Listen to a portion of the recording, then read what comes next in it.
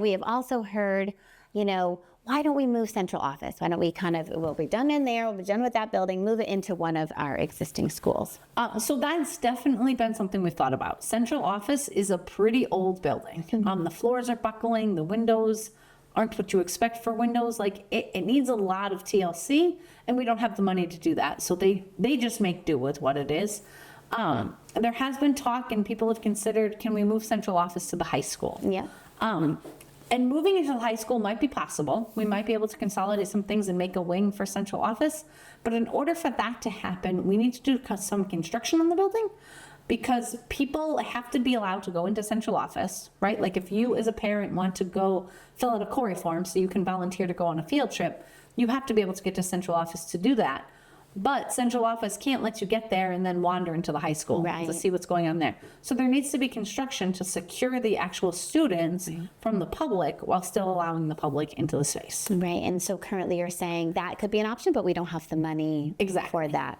Okay, all right. Exactly. Well, thank you for that, because that has definitely been a question we've seen a lot. So now also what about this idea of regionalization? We just had a meeting within the last couple months with some representatives from the town administrator, and a group responsible for regionalization, learning what to do. It's not as easy as saying, hey, let's do it, and doing it. And there's a lot of work that has to go into it. Our first thing is to find a district that wants to regionalize with us. And there's been a lot of talk of districts have wanted this, and maybe in select board meetings, like the public has commented, we want this or something.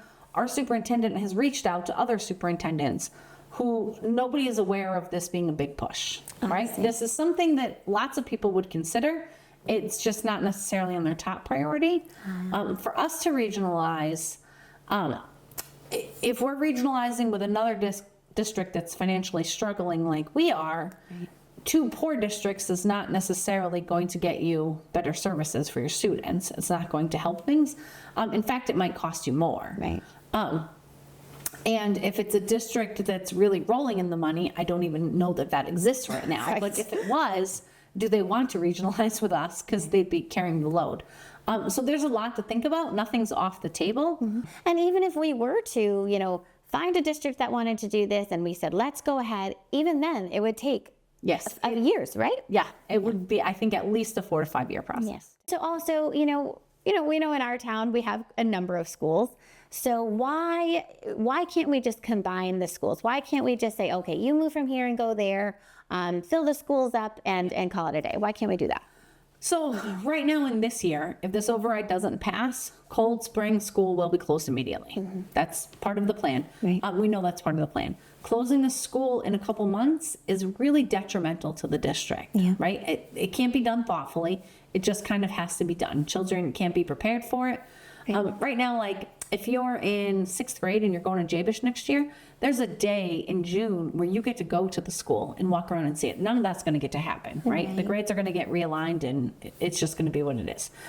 But there is not enough space in each school that kids would move to.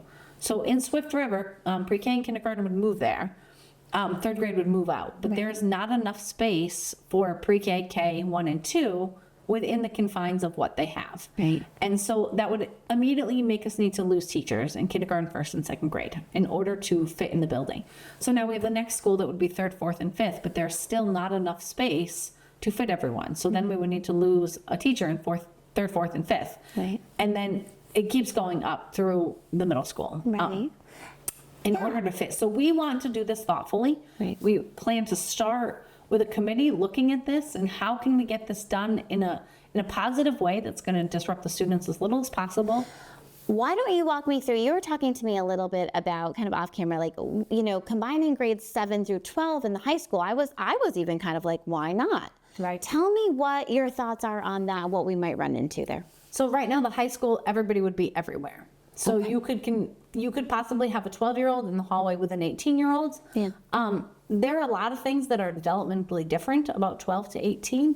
And I would not be comfortable getting that to happen until we could secure certain wings or certain hallways. Right. So 12-year-olds weren't in the hallway with 18-year-olds. Also, if we move forward with that, that's going to make it harder to regionalize if we're looking to then regionalize. Right. Because a 9 through 12 regionalization is one thing, but if we moved JBISH into there and we found a district who wanted to regionalize to use our school, Yeah. then there might not be room for them. And so then we'd be looking to move them out again, like that would be counterproductive. Right. So for right now, I would prefer to look at the regionalization thing before I would even consider the 7 through 12 thing. Yeah, that seems reasonable. That actually seems reasonable. So thank you. Thank you for clarifying, because I know that it just as somebody who does not work in the schools, is not on school committee, I've had these questions and it just seems very simple before you hear the answer. It's like, why not do that? Right. And it's just because we're not thinking it all the way through. And I know some people are thinking, well, this should have been done a long time ago. Now, I've asked these similar questions and I've heard a lot about kind of there's some bubble grades. Why don't you tell us why this wasn't done right away and why it's important as a school committee member to let us know what has to be looked at and what these bubble grades mean. So 4th and 5th grade are the bubble grades. So they have more students in them than, say, the 3rd grade class, right? So if they were to lose a teacher, you would go from kind of high class sizes to exorbitant class sizes.